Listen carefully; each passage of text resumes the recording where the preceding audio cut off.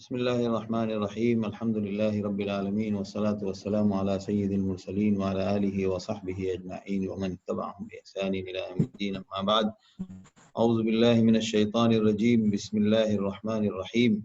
والذاريات ذروا فالحاملات وقرا فالجاريات يسرا فالمقسمات أمرا إنما توعدون لصادق وإن الدين لواقع والسماء ذات الحبك إنكم لفي قول مختلف يؤفك عنه من أفك قتل الخراصون الذين هم في غمرة ساهون يسألون أيان يوم الدين يوم هم على النار يفتنون ذوقوا فتنتكم هذا الذي كنتم به تستعجلون. یہ سورۃ الذاریات ہے، سورہ قاف کے بعد، اور یہ بھی مکی سورتوں میں سے ایک سورت ہے، اور یہ اپنی ترتیب میں قرآن کی جو ترتیب ہے توقیفی، اس میں یہ 51 نمبر پر ہے، اور اس کا زمانہ نزول وسطی زمانہ ہے، جس میں مسلمانوں کے ساتھ تکلیف اور شدائد کا سلسلہ بھی شروع ہو گیا ہے، اور کفار مکہ کو لگاتار مختلف دلائل سے جو ان ارد گرد بکھری ہوئی ہیں ان کی طرف متوجہ کر کے ان دلائل کو بھی پیش کیا جا رہا ہے جو سورت کے مضمون سے واضح ہے. اور ظاہر ہے قرآن جب اترا ہے تو براہ راست جب دعوت کا سلسلہ جاری تھا، تو جب دعوت پیش کی جاتی تھی تو ان کی طرف سے رد عمل اور ان کی طرف سے مختلف جوابات آتے تھے، تو اس تناظر میں قرآن اترتا تھا. لہذا جب بھی قرآن اترا ہے تو اس رعایت میں اترا ہے کہ کب کسی نے کوئی سوال اٹھایا یا کوئی اعتراض کیا یا کوئی اس کی طرف سے تردید یا رد عمل ہوا، تو پھر اس قرآن کا وہ حصہ جو اس جواب کے لیے تھا وہ اتارا جاتا تھا، جس کو جو اللہ کی پلاننگ اور منصوبے اور اللہ کی مشیت میں طے تھا. لہذا جس کو ہم نہیں جانتے تھے اللہ کے علم میں تھا، لہذا اللہ کے یہاں وہ سب چیزیں نئی پرانی سب یکساں ہیں، وجود کے اعتبار سے ہمارے لیے نئی ہوتی ہیں، لہذا جب اس کا موقع آتا ہے تو اللہ کی وہ مشیت ظاہر ہوتی ہے. تو اسی طرح اس کا زمانہ بھی وہی ہے، اور جو فطری دلائل موجود ہیں جو بندوں کو نظر آتے ہیں، اور جو کچھ ہو رہا ہے یہ بلا مقصد نہیں ہو رہا ہے، یعنی جو دلائل کی روشنی میں جو بتایا جا رہا ہے اس وقت تو ان کو جواب دیا جا رہا ہے، لیکن اس کے بعد کے لیے یہ ایک حقیقت کے طور پر قرآن نے جتنے دلائل دیے ہیں وہ اور جو جوابات دیے ہیں وہ اس شکل میں ہیں کہ ان کے لیے تو جواب ہے، لیکن وہ سب حقائق ہیں. جب وہ حقائق ہیں تو وہ اس وقت کے لیے جواب ہونے کے ساتھ ساتھ وہ پوری دنیا جب تک زندگی دنیا موجود ہے تب تک کے لیے وہ دلائل کی شکل میں ثابت اور موجود ہے. یہی قرآن کی حقانیت اور قرآن کا معجزہ ہے کہ قرآن نے، لہٰذا آپ دیکھیں دوسری کتابیں جو کسی مناظرے یا کسی کی تردید یا کسی کے مقابلے میں اگر کوئی کتاب تصنیف کی گئی تو اس کتاب کا وہ زور اور وہ مقبولیت ختم ہو جاتی ہے، کیونکہ اس کا وہ پس منظر ختم ہو گیا. لیکن وہ کتابیں جو قرآن کی روشنی میں لکھی گئی ہیں، جو کتابیں آج موجود ہیں اور پابندی سے پڑھی جا رہی ہیں، ان کے پیچھے بھی دراصل یہی بنیاد لگی ہوئی ہے، اور یہی ان کے ساتھ جو ان کی مقبولیت کے پیچھے جو ایک سب سے بڑی طاقت کام کر رہی ہے وہ قرآن اور حدیث کی طاقت کام کر رہی ہے. وہ کیوں؟ وہ اس لیے کہ قرآن و حدیث حقائق ہیں، اور حقائق ہمیشہ زندہ رہتے ہیں. تو قرآن نے جو جوابات دیے ہیں وہ جوابات دیے ہیں جو اس وقت کے لیے موجود لوگوں کے لیے بھی جواب کی شکل میں تھے، اور بعد میں آنے والوں کے لیے بھی وہ دلیل اور بہت بڑی نشانی کی شکل میں ہے. لہٰذا اس تمہید میں آپ ان آیاتوں کو سنیں.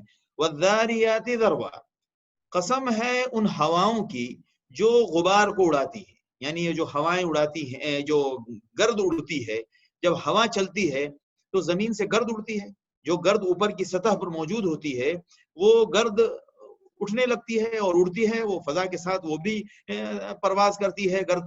تو وہ ہوائیں ہیں جو ان کو اڑاتی ہے. اگر ہوا نہ ہو تو وہ گرد پڑی رہے، ہمیں آپ کو پتا بھی پتا تو ہوتا ہے کہ گرد ہے، لیکن وہ گرد کو ہم اٹھا بھی لیں تو گرد دوبارہ گر جائے گی.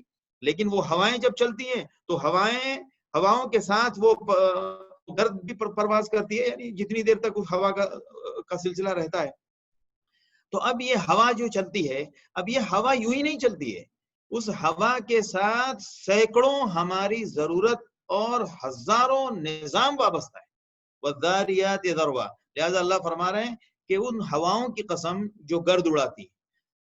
اب اس گرد کے اڑانے والے کے ساتھ آگے کا کیا حصہ ہے، کیا تعلق ہے؟ فالحاملات وقرا، پھر جو بادلوں کو اٹھاتی ہیں۔ پتا چلا کہ یہ گرد اڑاتی ہوئی ہوائیں جب چلتی ہیں تو صرف یہ ہمیں نظر آتا ہے کہ یہ صرف گرد اڑا رہی ہیں، لیکن یہ ایک دوسرا کام کرتی ہیں اس کے بعد کہ یہ ہواؤں کے بادلوں پانیوں کے پانی کے بادل، پانی سے بھرے ہوئے بادل کو اٹھاتی ہیں۔ اب آج کی تحقیق میں ہم نے اس کو مانسون کا نام دیا، اور ایک اس نظام کی ہم نے تحقیق کی، تو ہم نے خود بھی پڑھ کے ہم مبہوت ہو گئے، اور بچوں کو بھی ہم نے ایک نئی بات اور ایک نیا نام دے کر مانسون مانسون مانسون پڑھ کے ہم نے بہت بڑا کمال کر لیا کہ ہم نے یہ بات معلوم کر لی، ہم نے یہ راز جان لیا کہ یہ ہوائیں کیسے اٹھتی ہیں۔ ہوائیں اٹھتی ہیں، پھر وہ ایک خاص موسم میں وہ ہوائیں اٹھتی ہیں، پھر وہ سمندروں کے اندر وہ بھاپ پیدا ہوتی ہے، پھر وہ بھاپ وہ اٹھ کے بادلوں کی شکل میں تیار ہوتے ہیں، پھر وہ بادل جو ہیں بکھرتے ہیں اور وہ مختلف جگہوں پر جا کر برستے ہیں۔ اتنے سے معلوم کرنے پر ہم تو خدائی کا دعویٰ کر رہے ہیں۔ ہم نے معلوم کیا ہے، ہم نے یہ نظام بنایا نہیں ہے، اور اس نظام کو ہم آگے پیچھے بھی نہیں کر سکتے۔ جب علاقے میں سوکھا پڑتا ہے، جب پورے علاقے میں بارش کے لیے چرند و پرند اپنی زبانیں باہر لٹکانے لگتے ہیں، اور پرندوں کی پیاس اور گرماہٹ کی وجہ سے گرمی کی شدت محسوس ہوتی ہے، وہ سب یعنی ہر جگہ محسوس ہوتی ہے بارش کی قلت، لہذا یہ بارش اس وقت ہم نہیں برسا سکتے۔ ہمارے بس میں نہیں ہے کہ ہم کوئی ہوا چلائیں، ہمارے بس میں نہیں ہے کہ ہم کوئی ایسا بارش کا نظام پیدا کر سکیں۔ اور اگر ہم آج کل بہت ٹیکنالوجی کا بہت کمال دکھا رہے ہیں لوگ کہ جناب وہ بادلوں میں جو ہے وہ کیا کہتے ہیں کہ ہیلی کاپٹر کے ذریعے کچھ ایسے بخارات چھوڑے جاتے ہیں، اور کچھ ایسا دھماکہ کیا جاتا ہے، ہوائی دھماکہ، جو بادلوں میں اگر پانی موجود ہو تو وہ برستا ہے۔ تو اس کے ذریعے تو ہمارے بارش کی ضرورت اور بارش کا نظام تو چل نہیں پائے گا۔ اور کتنے ہیلی کاپٹر آپ چلا لیں گے، اور اس ہیلی کاپٹر کے ذریعے اگر ہم نے کہیں خدا نخواستہ کچھ بادلوں میں دھماکہ کر کے اگر کچھ پانی گر بھی گیا تو اسے ہم بارش نہیں کہہ سکتے، کیونکہ ہم نے ایسا ہو گیا جیسے ایک پانی آپ کے نل کے ذریعے آپ کی کچن تک اور آپ کے باتھ روم تک اور آپ کے غسل خانے تک پہنچ رہا ہے، اور ایک طریقہ یہ ہے کہ آپ ایک بم جا کے ٹینکی میں رکھ دیں اور ٹینکی کو پھاڑ دیں۔ یہ تو آپ کو کیا پتا، یہ تو اللہ کی حکمت جانتی ہے کہ کب کہاں برسنا اور کیسا برسنا چاہیے اور کتنا برسنا چاہیے۔ اس حقیقت کو تو صرف اللہ کی ذات جانتی ہے۔ ہماری مشینیں کتنا کام کرے گی، اور ہماری مشینیں کیا باریکیاں معلوم کر سکتی ہیں۔ لہذا اللہ یہ نظام سمجھا رہا ہے کہ یہ ہوائیں قسم کیوں کھائی جا رہی ہوا کی، کہ یہ ہوائیں کوئی معمولی ہوا نہیں ہے، یہ ہوائیں جو گرد اڑاتی ہیں، پھر یہ اپنے دوش پر، اپنے کندھے پر یہ بڑے بڑے پانی سے بھرے ہوئے بادلوں کو اٹھاتی ہے۔ فالحاملات وقرا فالجاریات یسرا، اور پھر بڑی آسانی سے لے کر اس کو ادھر ادھر پھرتی ہے۔ اب یہ ہواؤں کے ذریعے، لہذا علماء نے تقسیم کی ہے قرآن کے ذریعے، قرآن ہی کے اندر وہ سب کچھ موجود ہے کہ ایک ہوا کا سب سے پہلا نام ہے المبشرہ، والذی ارسل الریاح بشرا بین یدی رحمتہ، اور مبشرات قرآن میں اس کے الفاظ ہیں۔ سب سے پہلی جو ہوا چلتی ہے وہ ہوا آنے کے بعد لوگوں میں خوشخبری پہنچانے کا کام کرتی ہے، لہذا وہ ہوا چلتی ہے تو طبیعت حشاش بشاش ہو جاتی ہے، اور لوگوں میں خوشی کی ایک لہر پیدا ہوتی ہے کہ بارش ہونے والی ہے۔ لہذا دیہات آج آپ کی مشینیں کیا کمال دکھائیں گی، گاؤں دیہات کے پرانے کسان اور جو گاؤں میں زندگی گزارنے والے تھے، وہ ہواؤں کی رفتار اور ہواؤں کے مزاج سے وہ معلوم کر لیتے تھے کہ اب بارش ہوگی۔ یہ صورتحال تھی، انہی تجربات کے ذریعے ہم نے مشینیں بنائی ہیں۔ تو مشین بنا کے آپ ایجوکیٹڈ اینڈ سائنٹسٹ ہو گئے، اور جن بیچارے جاہلوں، پرندوں، کسانوں اور تجربے کاروں کے ذریعے چھوٹے چھوٹے مواد جمع کر کے اکٹھا کیا ہے، تو آج آپ کی زبان پہ یہ لفظ آتا ہے کہ بیچارے جاہل ہیں، بیچارے اپڑھ ہیں۔ میں دعوے کے ساتھ کہتا ہوں اگر انصاف کے ساتھ کام کیا جائے تو ہمارے تمام آج کی دنیا کی جو ٹیکنیک اور جو دنیا کے تجربات ہیں، ان تمام تجربات کے پیچھے وہ سادہ دل گاؤں دیہات کے لوگوں کا ایک بڑا حصہ شامل ہے، جس کو ہم نے ترتیب دے دی ہے اور اس کو ہم نے آگے بڑھا دیا ہے۔ حاصل کہاں سے ہوا ہمیں؟ آپ یہ دھوپ گھڑی کا جو نظام ہے، گاؤں دیہات کی عورتیں عام طور سے آپ نے دیکھا ہوگا، پرانے زمانے کی جو خواتین تھیں وہ سورج کے سائے سے اپنے چھت کے سائے، چھت سے جو آنگن میں یا ان کے ورانڈے میں جو سایہ چلتا تھا، اس سائے سے اپنے وقت کا پورا اندازہ لگاتی تھی، جو گھڑیاں آج کل ہماری اندازہ لگاتی ہیں۔ تو اصل میں کیا ہے، ہم نے آج جو ہم جن حالات سے گزر رہے ہیں نا، جن پریشانیوں سے دو چار ہیں، میں بار بار یہ بات کہہ رہا ہوں، اور اس لاک ڈاؤن کے زمانے میں میرے دماغ میں بار بار یہ بات گھوم رہی ہے کہ جس تعلیم کو ہم نے خدا بنا لیا تھا، اسی کی مار اللہ ہمیں دے رہا ہے۔ جس ٹیکنالوجی کے پیچھے ہم نے اپنے ایمان کو فروخت کر دیا، اسی ٹیکنالوجی کے ذریعے اللہ ہمیں آفت اور عذاب میں مبتلا کر رہا ہے۔ آج کہا یہ جا رہا ہے کہ اس فتنے کے پیچھے اور اس شر کے پیچھے ایک 5G پلان اور ایک 5G کلچر کا ایک بہت بڑا حصہ ہے، جو جس کی زد میں ہم جانے والے ہیں۔ لہٰذا آپ دیکھ لیں آپ کی ٹیکنالوجی آپ کو کس پریشانی میں ڈال رہی ہے، اور آپ قدم قدم پریشانی کے شکار ہو رہے ہیں۔ اصل میں حقیقت کیا ہے کہ ہم نے اب تھوڑی سی جدت اور تھوڑی سی ندرت اور تھوڑی سی ترقی کر لی ٹیکنالوجی میں، تو ہم سب کچھ بھلا بیٹھے۔ ہم اپنے محسنین کو بھلا بیٹھے، ہم نے عوام الناس کو بھلا دیا، ہم نے انسانیت کو فراموش کر دیا، ہم نے اللہ کو فراموش کر دیا، ہم نے اخلاق کا بیڑا غرق کر دیا، ہم نے ہمدردی کس چیز کا نام ہے اس کو ختم کر دیا۔ کیا چیز بچی ہے؟ آپ کی ٹیکنالوجی نے آپ کو کیا دیا؟ آپ غور کریں، آپ کی ٹیکنالوجی نے آپ سے آپ کی انسانیت چھین لی۔ آپ کی ٹیکنالوجی نے آپ سے آپ کے رشتوں میں دراڑ ڈال دیا۔ آج کہنے کے لیے یہ بات ہے کہ ہم موبائل سے امریکہ میں ہمارے رشتہ دار ہیں، ان سے بات کر لیتے ہیں، آسٹریلیا میں بات کر لیتے ہیں، ہم کینیڈا میں بات کر لیتے ہیں، یہ سب باتیں ہم بولتے ہیں، لیکن ان رشتوں میں جان کیا بچی ہے؟ ان رشتوں میں روح کیا باقی ہے؟ اس زمانے کو یاد کریں جب ہمارے پاس یہ سب کچھ نہیں تھا، اور اس کے باوجود دور دور کے رشتے یوں طلب کے ساتھ اور یوں محبت کے ساتھ دوسرے کے ساتھ جڑے ہوئے تھے۔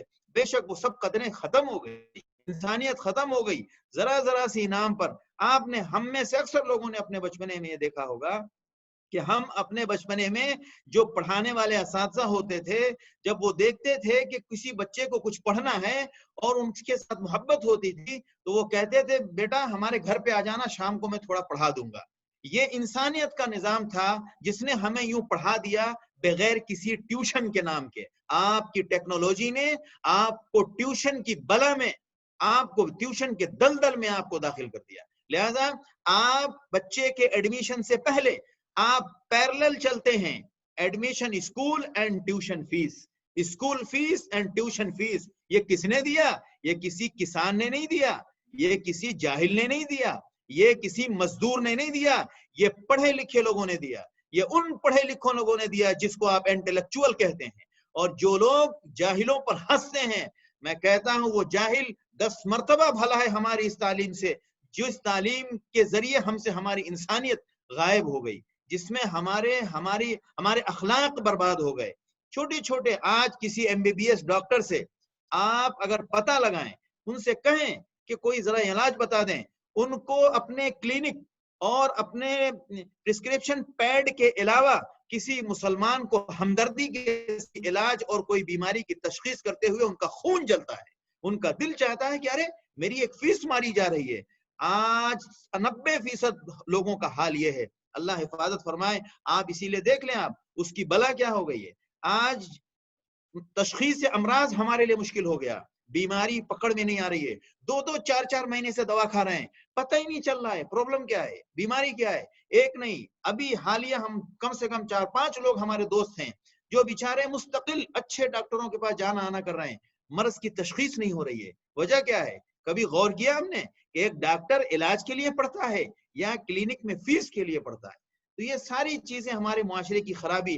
لہذا اس کے ضمن میں یہ باتیں آ رہی ہیں کہ وزاریات ذرون فالحاملات وقرا، یہ جو ہوائیں چلتی تھی مبشرات، تو دیہات کے لوگ یہ بتا دیتے تھے کہ اس بارش ہوگی۔ لہذا ہوا کی پہلی قسم ہے مبشرات، دوسری اس کی قسم ہے مزجیہ، جو بادلوں کو بخارات کی شکل میں اٹھاتی ہیں، اور تیسری شکل ہے متراکمہ جو بادلوں کو گھنا کرتی ہیں، اور اس کے بعد ایک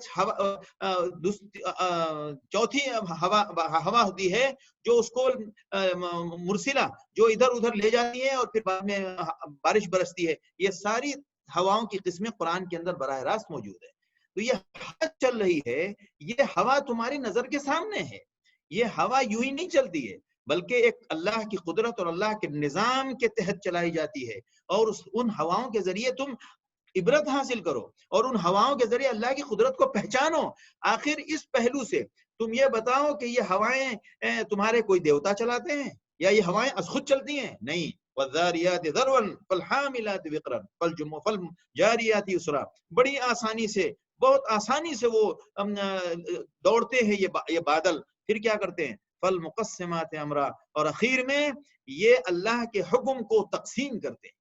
لہذا یہ بادل جہاں برسنے کا حکم ہوتا ہے وہیں برستے ہیں. بعض علماء نے والمقسمات سے فرشتوں کا مقصود لیا ہے کہ اس سے فرشتے مراد ہیں. تو بات وہی ہے، کیونکہ بارش کے ذمہ دار جو فرشتے ہیں ان کے میں یہ کام لگا ہوا ہے کہ یہ بادل کہاں بارش ہونی ہے. والمقسمات امرا، تو یہ جو بارش کا نظام ہے جو گرد کے اڑنے سے شروع ہوتا ہے اور روئے زمین پر برسنے تک چلتا ہے، جو چیز تمہیں نظر آ رہی ہے کہ یہ گرد اڑ رہی ہے، دراصل یہ بارش کا مقدمہ ہے. یہ بارش کی داستان ہے جو گرد سے شروع ہو رہی ہے اور پانی تک جا کے مکمل ہوتی ہے. لہٰذا تم کو یہ لگ رہا ہے کہ یہ گرد اڑ رہی ہے، یہ گرد نہیں اڑ رہی ہے. یہ مقدمہ تیار ہو رہا ہے، بارش، کتاب بارش کا مقدمہ لکھا جا رہا ہے. اب یہ مقدمہ لکھا جائے گا، اس کے بعد اس کے اگلے صفحات لکھے جائیں گے، اگلے مراحل پورے ہوں گے. یہ سب کچھ قرآن میں موجود ہے. لہذا یہ ساری چیزیں اللہ کو پہچاننے کے لیے اللہ نے اس انداز سے اس کو پھیلایا ہے تاکہ ہم اس کو بطور نشانی سمجھیں، نہ یہ کہ ہم نے تھوڑے سے نظام معلوم کر لیا. ہم نے اپنے پڑھے لکھے قرآن کے دروس دینے کی دلچسپی رکھنے والوں سے کی زبان سے ہم نے سنا، کہتے ہیں ہاں بارش ہوئی ہے، ہاں اصل میں یہاں کا جو ہے پریشر ڈاؤن ہو گیا تھا. ہم نے اس مجلس میں تو یہ بات نہیں کی، اس کی اگلی مجلس میں نے بات کی. اسی لیے کہتے ہیں قرآن صرف ترجمہ اور اس ترجمے کے بعد ہدایت کی باتیں کر لینے سے قرآن کا کام پورا نہیں ہو جاتا ہے. کہاں ہم پھسل سکتے ہیں وہ ہمیں اندازہ بھی نہیں لگے گا. لہٰذا صلح حدیبیہ کے موقع پر بارش ہوئی تو اللہ کے رسول صلی اللہ علیہ وسلم نے فرمایا کہ میرے رب نے کہا ہے، حدیث قدسی ہے، کہ جس نے یہ کہا کہ مطرنا بفضل اللہ، ہم آج بارش ہوئی ہے، اور جس نے یہ لفظ کہا کہ اللہ کے فضل سے آج بارش ہوئی ہے، تو وہ مؤمن بی وکافر بالکواکب، کہ وہ مجھ پر ایمان رکھتا ہے اور ستاروں کا منکر ہے. وہ ستاروں سے کیا مراد؟ وہ ساری تفصیل اس کے ذیل میں آ جاتی ہیں. اگر آپ پریشر کا نام بیچ میں لا رہے ہیں تو آپ بھی اسی ضمن میں آ رہے ہیں. جو ستاروں کا، جیسے ہمارے یہاں ملکوں میں، ہمارے ہندوستان میں بہت سارے الگ الگ لوگوں کے ہے کہ یہ فلاں چھتر ہے تو فلاں یہ ہے تو فلاں وہ ہے، تو آج یہ بارش ہو رہی تو فلاں وجہ سے بارش ہوئی تو فلاں وجہ سے بارش ہو رہی. اعوذ باللہ من الشیطان الرجیم. مطرنا بفضل اللہ، اللہ کا فضل ہے، الحمدللہ اللہ نے بارش برسائی اور اللہ نے ہمیں تازہ دم کر دیا. لہذا جس نے یہ لفظ استعمال کیا مطرنا بفضل اللہ، اللہ کے فضل سے بارش ہوئی ہے، تو مؤمن بی وکافر بالکواکب، اس کا مجھ پر تو ایمان ہے اور سیاروں کا وہ منکر ہے، اور سیاروں اور اس نظام کا وہ منکر ہے، کیونکہ بارش تو اللہ کے فضل سے ہوتی ہے. اور جس نے کہا مطرنا بنوع کذا وکذا، فلاں چھتر اور فلاں برج اور فلاں منزل کی وجہ سے بارش ہوئی ہے، تو اللہ کے رسول صاحب فرمانا کہ حدیث قدسی میں اللہ کہہ رہا ہے کہ مومن بالکواکب کافر بی ومؤمن بالکواکب، اس کا مجھ پر ایمان نہیں ہے، اس کا ایمان سیاروں اور ستاروں پر. اب اندازہ لگائیں آپ اس حدیث کی روشنی میں آج کا ہمارا بچہ اور ہمارا سائنس پڑھنے والا اور بایولوجی پڑھنے والا اور فلاں پڑھنے والا، فزکس پڑھنے والا، جو بھی مختلف چیزیں پڑھنے والا بندہ اس موضوع کے ساتھ آ کے اس کو ذرا سا، حتیٰ کہ آج ہمارے اخبارات میں لکھا جا رہا ہے کہ پریشر کم ہو گیا تو فلاں وجہ ہو گئی تو فلاں وجہ ہو گئی. اعوذ باللہ من الشیطان. یعنی آپ کی تعلیم نے آپ کو اللہ سے فارغ کر دیا ہے. یہی تو کمیونزم تھی. یہی تو لینن کہہ رہا تھا، یہی تو مارکسزم کہہ رہی ہے، اور ہم ہیں کہاں؟ قرآن یہ کیوں قسم کھا رہا ہے؟ ہم تو اس کو بڑی آسانی سے لے کے چلے جاتے ہیں۔ یہ نشانیاں ہیں، یہ بات کہنے کے لیے کہ یہ سب کچھ اللہ کے حکم اور مشیت کے تحت ہوتا ہے۔ اللہ کا نام لو، اللہ کا نام لو۔ یہ نظام ہم نے رکھا ہے ہماری وحدانیت اور ہمارے تعارف کے لیے، نہ یہ کہ ہم نے اس کو رکھا ہے کہ آپ اپنے سائنس کی بنیاد پر ساری باتیں وہاں جا کے جوڑ دو۔ لہذا انما توعدون لصادق، اب سنو، جتنی یہ چیزیں تم کھلی کھلی دیکھ رہے ہو، اسی طرح آپ سنو کہ جو وعدہ آپ سے کیا جا رہا ہے وہ بھی بالکل سچا ہے۔ کیا وعدہ؟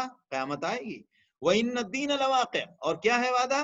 کہ حساب کا دن واقع ہوگا، پیش آنے والا ہے۔ وَإِنَّ الدِّينَ لَوَاقِعٌ وَالسَّمَاءِ، یہ آخرت کے منکر تھے، لہذا بتایا جا رہا ہے کہ کیسے یہ چیزیں دیکھ رہے ہو، کیسے ترتیب بترتیب ہر کام ہو رہا ہے۔ اسی طرح آج تمہاری زندگی ہے، پھر عالم برزخ آئے گا، اس کے بعد پھر اٹھائے جاؤ گے، حشر کا میدان ہوگا، اس کے بعد جنت یا جہنم کا نظام ہوگا۔ یہی ترتیب جس طرح یہاں چل رہی ہے، یہ ترتیب تمہاری زندگی کے ساتھ بھی جڑی ہوئی ہے۔ انما توعدون لصادق، جو کچھ بھی تم سے وعدہ کیا جا رہا ہے وہ بالکل سچا ہے۔ اور وَإِنَّ الدِّينَ لَوَاقِعٌ، اور حساب کا دن واقع پیش آ کر رہے گا۔ وَالسَّمَاءِ ذَاتِ الْحُبُكِ، قسم ہے اس آسمان کی جو مختلف رنگوں والا آسمان ہے اور بڑی مختلف صفات والا آسمان ہے، جو تہ بتہ آسمان کی قسم۔ انکم لفی قول مختلف، بے شک تم اپنی باتوں، خود اپنی باتوں میں تمہارا اختلاف ہے، یعنی تم ایک بات پر ٹھہرتے ہی نہیں، بے شک تم اپنے اختلاف کلام کے شکار ہو، یعنی تمہاری باتیں کبھی کچھ کہتے ہو، کبھی کہتے ہو ساحر ہے، کبھی کہتے ہو مجنو ہے، کبھی کہتے ہو پاگل ہے، کبھی کہتے ہو کچھ ہے، کبھی کہتے ہو جھوٹ بولتا ہے۔ یہ ساری باتیں تم اپنے آپ میں کسی ایک بات پر، پتہ کیا چلا کہ تمہارے پاس کوئی دلیل ہی نہیں ہے اور تمہیں خود نہیں معلوم ہے کہ ہم اس کو کیا کہیں۔ اور قرآن کہتا ہے ایک پکی بات ہے کہ انک لمن المرسلین، قرآن حق ہے، نبی برحق ہیں، اور قیامت کا دن برحق ہے۔ وَإِنَّ الدِّينَ لَوَاقِعٌ، ہم تو مختلف باتیں نہیں کر رہے ہیں۔ لہذا یؤفک عنہ ما نفک، بھٹکتا ہے اس سے جو بھٹکا ہوا ہے، بھٹکا ہوا آدمی ہی اس طرح کی باتوں سے بھٹکا رہتا ہے۔ قتل الخراصون، یہ جو ساری باتیں تم کر رہے ہو قرآن کی تردید میں، قیامت کی تردید میں، آخرت کی تردید میں، نبی کی کو جھٹلانے کے سلسلے میں جو طرح طرح کی باتیں یہ ہے کیا؟ کوئی دلیل ہے؟ کوئی پروف ہے؟ کچھ نہیں۔ کیا ہے یہ سب اٹکل ہے۔ قتل الخراصون، اٹکل مارنے والے مارے گئے، بیڑا غرق ہوا اٹکل مارنے والوں کا، یعنی جو بے بنیاد صرف گمان کے اوپر دماغ لڑا لڑا کے جو باتیں کرنے والے ہیں ان کا تو بیڑا غرق ہے۔ لہذا اس انداز اور اس تعبیر سے یہ بات بھی کہی جا رہی ہے کہ ہمیں بھی اپنے زندگی کے معاملات میں اٹکل نہیں مارنا چاہیے۔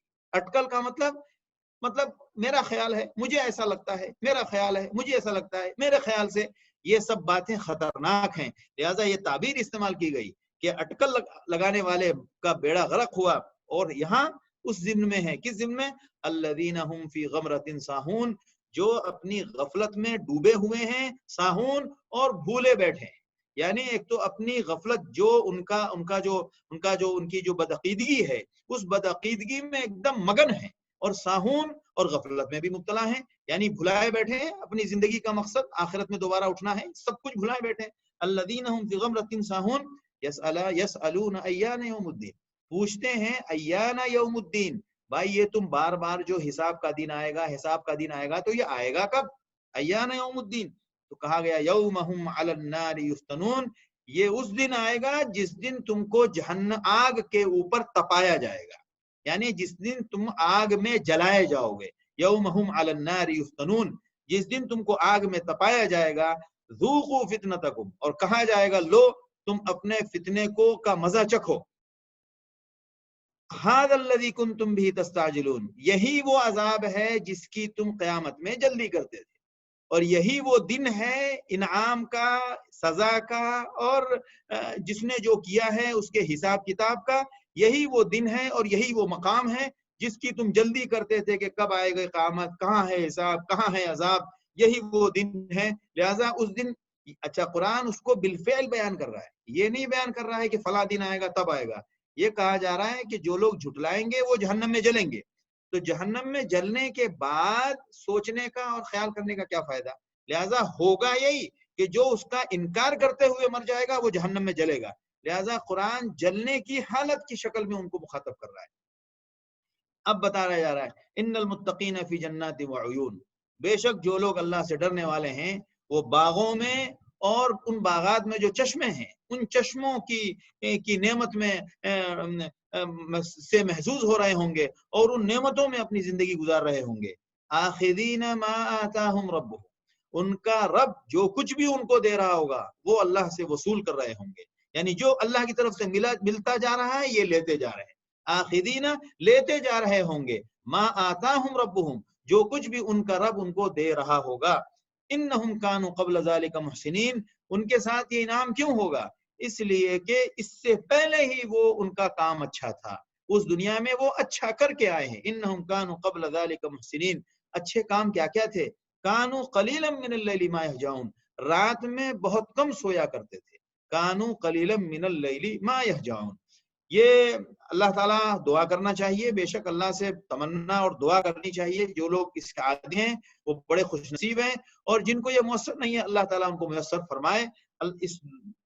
اس دنیا میں اللہ کے رسول کی امت میں بہت سارے لوگ ہیں جن کو تہجد کی عادت رہی، اور بہت سارے نیک لوگ ایسے بھی گزرے ہیں جو تہجد گزار نہ ہو سکے، لیکن لہذا حضرت سلمان فارسی رضی اللہ تعالیٰ عنہ کا مشہور واقعہ ہے. لہذا جو دیکھنے کی بات ہے وہ کیا کہ افضل باتیں جو ہوتی ہیں اس کی تمنا کرنی چاہیے، اللہ سے دعا کرنی چاہیے، اور دل میں اس کی کسک ہونی چاہیے کہ اللہ ہمیں بھی میسر فرما. کانوا قلیلا من اللیل ما یہجعون، یہ لوگ رات میں بہت کم سویا کرتے تھے. وبالاسحار هم یستغفرون، اور جب رات کی عبادت سے فارغ ہو کر صبح کا وقت جب آتا تھا تو اس وقت اللہ سے معافی مانگتے تھے. یہ ان کے اعمال نیک شمار کرائے جا رہے ہیں. وفی اموالہم حق للسائل والمحروم، اور ان کے مالوں میں حق تھا ہر سوال کرنے والے کا اور محروم بندے کا. یعنی جو بندہ غریب فقیر ہے اس کا، اور جو مانگنے آ گیا، یعنی اپنے مال میں ان لوگوں کا حق سمجھتے تھے. لہذا یہ نہیں سمجھتے تھے کہ میرا مال ہے، میں جب پورے طور پر استعمال کر کے فارغ ہو جاؤں گا تو کبھی تھوڑا سا کسی غریب کو بھی دے دوں گا، کبھی اتنا شوق پورا کرنے کے لیے کہ ہمارے کتاب میں بھی لکھا ہو، ہمارے اوصاف میں کہ ہم بھی کبھی کبھار غریبوں کی مدد کرتے ہیں. ایسا نہیں، بلکہ اپنے مال میں وہ سوال کرنے والے اور محروم کا حق سمجھتے تھے. وَفِي الْأَرْضِ آیَاتٌ لِّلْمُوقِنِينَ، اور سنو کہ زمین کے اندر نشانیاں ہیں یقین کرنے والوں کے لیے. جو اللہ کے دن اور آخرت کے دن پر یقین رکھنا چاہتے ہیں ان کے لیے نشانیاں موجود ہیں. جو اللہ کے دین، اللہ کی ذات پر اور قیامت کے دن پر اللہ کے رسول پر ایمان لانا اور یقین کے ساتھ ایمان لانا چاہتے ہیں ان کے لیے نشانیاں موجود ہیں. وَفِي الْأَرْضِ آیَاتٌ لِّلْمُوقِنِينَ، اور زمین کے اندر بکھری ہوئی تو ہیں ہی. وَفِي أَنفُسِكُمْ، خود تمہاری اپنی ذات کے اندر، خود تمہارے اپنے وجود میں بھی موجود ہے. افلا تبصرون، کیا تم غور نہیں کرتے؟ کیا تم اس پر نظر نہیں ڈالتے؟ افلا تبصرون. وفی السماء رزقکم، اور آسمان میں تمہاری روزی ہے، اور تمہاری روزی کا فیصلہ آسمان میں ہوتا ہے. وما توعدون، اور ان تمام باتوں کا فیصلہ بھی جس کا تم سے وعدہ کیا گیا ہے، جن چیزوں کا بھی تم سے وعدہ کیا گیا ہے اور تمہیں بتایا گیا ہے کہ اس کا بدلہ یہ ہے، وہ سارے فیصلے آسمان میں ہوتے ہیں. وفی السماء رزقکم وما توعدون فورب السماء والارض. لہذا نشانیوں کا پورا بازار زمین ہے اور آسمان بھی اللہ کے فیصلے اور اللہ کے حکم اور قدرت کا بہت بڑا نشانی ہے. لہذا فورب السماء والارض، آسمان اور زمین کے رب کی قسم. فورب السماء والارض انہ لحق، بے شک وہ ایک دم برحق ہے اور یقینی ہے. کیا چیز یا برحق ہے اور یقینی ہے؟ یا تو اس سے مراد قرآن ہے، یا اس سے مراد اللہ کے رسول صلی اللہ علیہ وسلم کی رسالت اور آپ صلی اللہ علیہ وسلم کی ذات ہے، یا اللہ کی ذات ہے، ایمان ہے. یعنی وہ سارے مفہوم اس میں شامل ہیں.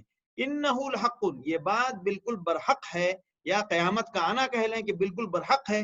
اسی طرح برحق ہے مثل ما انکم تنطقون، جیسے کہ تمہارا بولنا، جیسے کہ تم کو اپنے بولنے میں شک نہیں ہوتا ہے. جیسے میں ابھی بات کر رہا ہوں، مجھے شک نہیں ہے اس بات پر کہ میں بات کر رہا ہوں، یعنی میری زبان سے آواز نکل رہی ہے، میرے زبان سے کچھ جملے نکل رہے ہیں اور میں بول رہا ہوں، تو ظاہر سی بات ہے مجھے اس پہ کیا شک ہے، مجھے پورا یقین ہے کہ میں بات کر رہا ہوں اور میں بول رہا ہوں.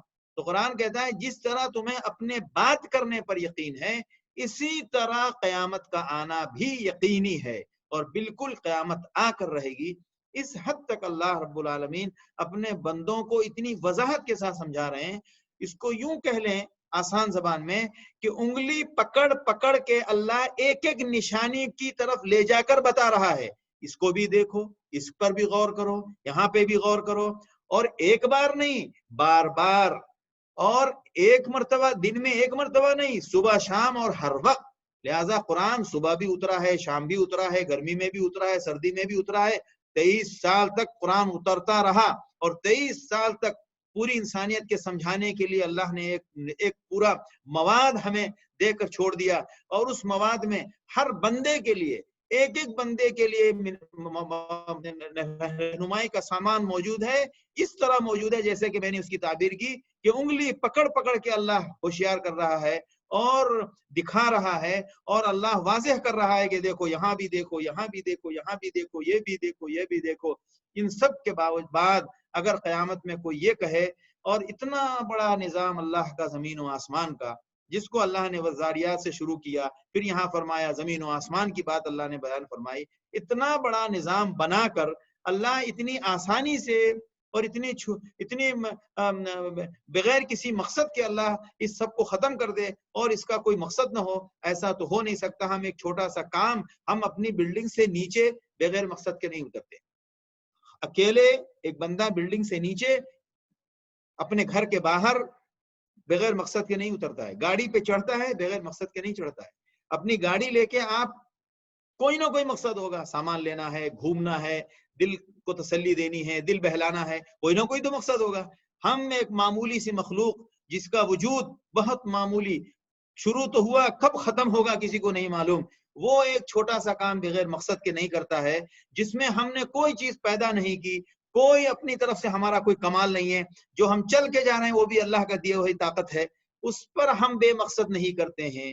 اور اتنا بڑا نظام، میں کہتا ہوں پوری کائنات، قرآن نے تو کہا ہے کہ لن یخلقوا ذبابا، ایک مکھی پیدا نہیں کر سکتے، لہذا ہم ایک پوری کائنات مل کے ایک مکھی پیدا نہیں کر سکتی، تو ایسی چھوٹی سی چیز جو ہم سب مل کے پیدا نہیں کر سکتے، اور اتنا بڑا کائنات کا نظام خالی مکھیاں ہی لے لیں اگر دنیا میں، تو میرے خیال سے شاید آدمیوں کی تعداد سے مکھیوں کی تعداد کم نہیں ہوگی، کئی گنا زیادہ ہوگی۔ تو اب اندازہ لگائیں، ایک مکھی نہیں پیدا کر سکتے تو اتنی ساری مکھیوں کا ہی مسئلہ پہلے کھڑا کر لیں، بعد میں تو دوسری چیزوں کو دیکھیں گے، بیل بکریاں اور پرندے چرند مرند اور مچھلیاں اور وغیرہ وغیرہ، پھل فروٹ کھانا، یہ دنیا جہان کی چیزیں، یہ تو بے مقصد پیدا ہو گئی، اللہ اکبر۔ تو بہرحال اس کا مقصد کیا ہے؟ وہ مقصد یہی ہے، وہ قدم قدم پہ اللہ نے انسانیت کو بتایا، اسی لیے نبوت کو رحمت کہتا ہے اللہ، کہ انتہا درجے کی رحمت ہے کہ اللہ آپ کو قدم قدم پہ ایک ایک چیز کی طرف آپ کو ہوشیار کر رہا ہے، اور آپ کے سامنے مسئلے کو واضح کر رہا ہے، تاکہ آپ کل افسوس اور کسی مایوسی کے شکار نہ ہوں۔ اللہ تعالی ہمیں پکا سچا ایمان نصیب فرمائے اور آخرت میں کامیابی نصیب فرمائے۔ وآخر دعوانا الحمدللہ رب العالمین۔